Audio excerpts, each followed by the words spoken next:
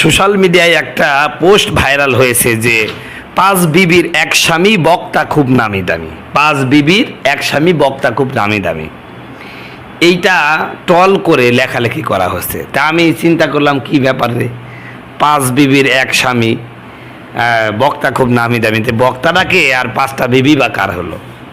তো যাই হোক, খোঁজাখুঁজি করার পরে দেখলাম যে আমাদের হাবিবুর রহমান মেজবা ভাইকে নিয়ে এই লেখালেখিটা চলছে। কিছুদিন আগে জান্নাত, এই নাইমা জান্নাতকে নিয়ে একটি ভিডিও ভাইরাল হয়েছিল। যিনি এই ভিডিওটা ছড়িয়েছেন তার নাম তানিয়া জান্নাত। এই ঘরের 2টা সন্তান আছে। মহিলাটা দাবি করছে তিনি নাকি হাবিবুর রহমান মেজবার স্ত্রী। সত্য কতটুকু জানি না, তবে একজন আলেমকে নিয়ে এমন সংবাদ পরিবেশন করা আর একটা আলেম এই রকম কাজ করা, এটা খুবই জঘন্য কাজ। কথাটা মাইন্ড করবেন না, আমি ভালো করে বলছি। একজন আলেমের ব্যাপারে এমন সংবাদ প্রচার করা আর একজন আলেমের এরকম কাজ সংগঠিত করা, এটা নিতান্তই ঘৃণিত কাজ। এর চেয়ে ঘৃণার কাজ আর হতে পারে না। এটা খুবই বিব্রতকর অবস্থা। আরে ভাই, আপনি হুজুর মানুষ, পুরুষ মানুষ, আপনার অনেক জৈবিক চাহিদা থাকতে পারে, আপনি 3টা-4টা বিয়ে করেন, সমস্যা নাই। কিন্তু আপনার ব্যাপারে এমন কথা কেন প্রচার হবে যে আপনি সন্তানগুলোকে ভাত দিচ্ছেন না, স্ত্রীর ভরণ পোষণ দিচ্ছেন না? এমন কথা কেন আসবে? যদি একজনকে নিয়েই থাকতে হয় তাহলে আরও 3টা বিয়ে করার কি দরকার ছিল? আবার আরও মারাত্মক কথা তিনি বলছেন যে নাইমা জান্নাত নাকি তার 5ম বউ, আরও 4টা বউ আছে। এটা আরও মারাত্মক ঘটনা ঘটাই দিল। এই যে ঘটনাগুলো ঘটছে, এতে বাংলাদেশে আলেমদের সুনাম সম্পূর্ণভাবে নিস্তেজ হয়ে যাচ্ছে। সাধারণ মানুষের কাছে আলেম এখন মানে রহমত না, গজবের অবস্থা হয়ে গেছে। আগে আলেমদের কাছে মানুষ দোয়া চাইতো যে হুজুর আপনি আমার জন্য দোয়া করেন, আল্লাহ যেন আমার ভালো করে। আর এখন সাধারণ মানুষ দোয়া করে আল্লাহ আলেমদের জন্য হেদায়েত দান করে।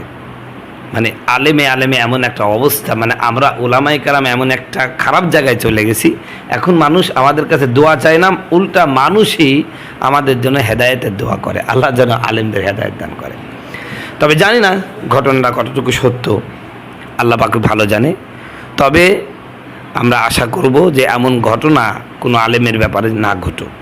আলেমদেরকে সতর্ক থাকতে হবে, খুব চতুরভাবে চলতে হবে, খুব সতর্কভাবে পা ফেলতে হবে। কারণ ইসলাম বিদ্বেষী শক্তি খুব খুব অতন্ত্র প্রহরীর মতন আলেমদের পিছনে ছায়ার মতন লেগে আছে, যে একটু তিল হলেই তারা তাল বানাবে। এক শ্রেণীর মানুষ আছে টাকা দিয়ে, পয়সা দিয়ে, ক্ষমতা দিয়ে, ভয় দেখিয়ে আলেমদের ব্যাপারে বিভ্রান্ত ছড়ানোর জন্য অপচেষ্টা চালাচ্ছে। তো যাই হোক, এগুলো একটি খুবই খারাপ বিষয়। জানি না কতটুকু সত্যি, তবে ভিডিওর মাধ্যমে যতটুকু বুঝলাম, যদি সত্য হয় তাহলে হাবিবুর রহমান মেজবা ভাই আপনি কাজটা ভালো করেন নাই। একজন আলেম হয়ে এই কাজটা কখনোই ভালো করেন নাই। এমন কাজ কেন হবে?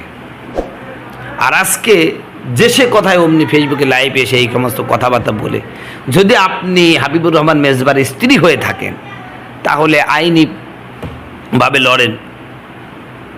আইসে অমনি ফেসবুকে লাইভে এসে এই কথাগুলো বলতে হবে কেন?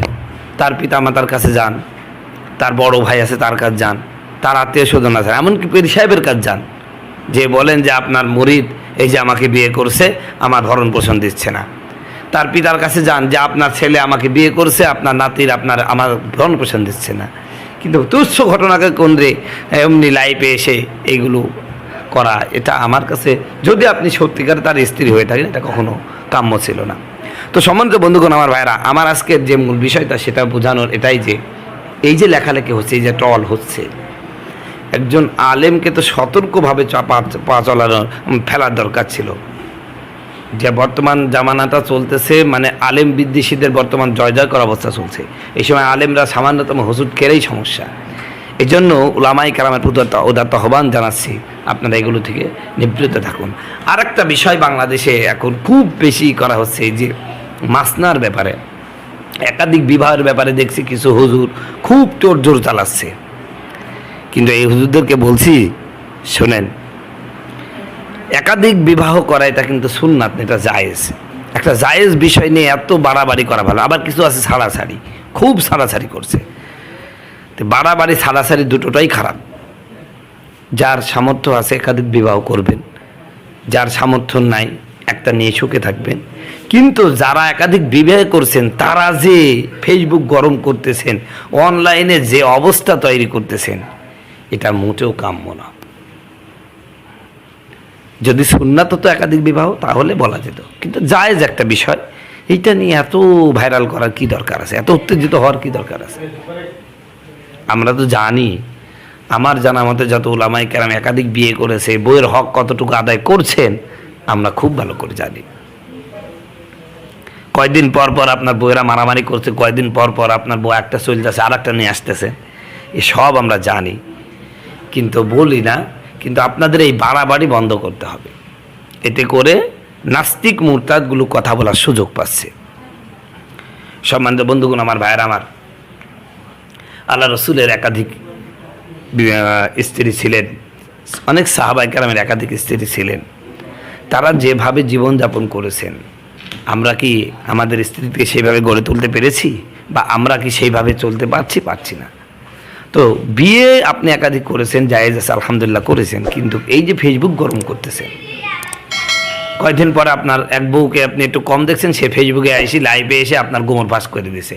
আপনি যে এতদিন অচিল্লাচিল্লি করলেন যে আপনি খুব হক আদায় করেন, খুব এই, কিন্তু আপনাদের প্যান খুলে ফেললো, এটার কোনো খোঁজ নেই নাকি? তো আমি আপনাদের প্রতি উদাত্ত আহ্বান জানাচ্ছি, এই সমস্ত ফিতনা ফাসাদ থেকে বিরত থাকুন। আল্লাহ রসুল বলেছেন, আমার পরে আমার উম্মতের জন্য সবচেয়ে বড় ফিতনা যেটা রেখে গেলাম সেটা হলো নারী। নারীর চেয়ে বড় ফিতনা কেউ নাই। আল্লাহ পাক বলছেন, ইন্না কায়দাকুন্না আযীম, নিশ্চয় মহিলাদের চক্রান্ত হলো শয়তানের চেয়ে বড় কঠিন। আল্লাহ পাক বলছে, ইন্না কায়দাকুন্না আযীম, মেয়েদের চক্রান্ত সবচেয়ে বড় চক্রান্ত, এর চেয়ে বড় চক্রান্ত হয় না। অতএব আপনারা এই আয়াতগুলোর উপর একটু চোখ বুলাবেন। আল্লাহ পাক যেখানে বলছে ইন্না কায়দা শয়তানি দাঈফা, যে শয়তানের ষড়যন্ত্র হলো দুর্বল, আর ইন্না কায়দা কুন্না আযীম, আর মেয়েদের ষড়যন্ত্র সবচাইতে মারাত্মক। আর সেই মারাত্মক জিনিস নিয়ে আপনারা ছেলে খেলানো শুরু করেছেন। টাকা পয়সা হয়ে গেছে কোটি কোটি টাকা, এই টাকার গরম দেখায়া আজকে আপনার কারণে, আমার কারণে অসংখ্য ওলামায়ে কেরামে বেইজ্জতি হচ্ছে। এর দায়টা নেবে কে? এই জন্য ওলামায়ে কেরামের উদাত্ত আহ্বান জানাচ্ছি, এই সমস্ত ভণ্ডামি ছেড়ে দিয়ে যদি একাধিক বিয়ে করেন সেইভাবে করেন যে পরবর্তী যেন লাইফে না আসে। আপনাদের কারণেই আজকে ওলামায়ে কেরামের মাথা নিচু হয়ে যাচ্ছে। মানুষ বদদোয়া করতেছে আলেমদের ব্যাপারে, মানুষ আলেমদেরকে গালি দিচ্ছে, অথচ একসময় আলেমদেরকে দেখলে মানুষ বুক ভরে দোয়া নিত, কত নিজেকে ধন্য মনে করত। আর এখন আলেম দেখলে নাচ সেটাই। এর মূল কারণ হলো আমাদের